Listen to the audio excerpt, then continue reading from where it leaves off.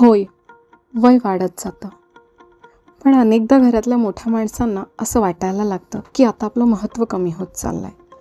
मुले मोठी होतात, स्वतःचे निर्णय घेऊ लागतात, घरच्या जबाबदाऱ्या सांभाळू लागतात आणि नकळत आईवडील स्वतःला मागे घेतात.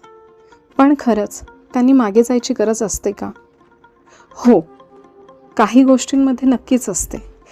पण ज्या खांद्यांवर बसून मुलांनी जग पाहिलं, ज्यांनी स्वतःच्या इच्छा बाजूला ठेवून घर उभं केलं, ज्यांच्या कष्टामुळे आज घरात सुख आणि स्थैर्य आहे, त्या माणसांचं महत्त्व वयानुसार कसं कमी होऊ शकतं?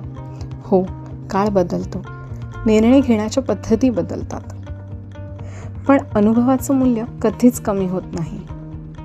घरातल्या मोठ्या माणसांनी स्वतः असं समजू नये की आता आपल्याला बोलण्याचा अधिकार उरलेला नाही. जोपर्यंत त्यांचं बोलणं घरच्या भल्यासाठी आहे, इतरांच्या भल्यासाठी आहे, आपल्या लहान मोठ्यांना पुढचं मार्गदर्शन करण्यासाठी आहे, तोपर्यंत त्यांचा आवाज महत्त्वाचाच असतो. कारण मोठेपणा हा खुर्चीत नसतो, मोठेपणा हा अनुभवात, विचारात आणि योग्य दिशेने मार्गदर्शन करण्याच्या क्षमतेत असतो. म्हणून वय वाढलं म्हणून स्वतःचं महत्त्व कमी समजू नका. घरात पुढे उभं राहणं आवश्यक आहे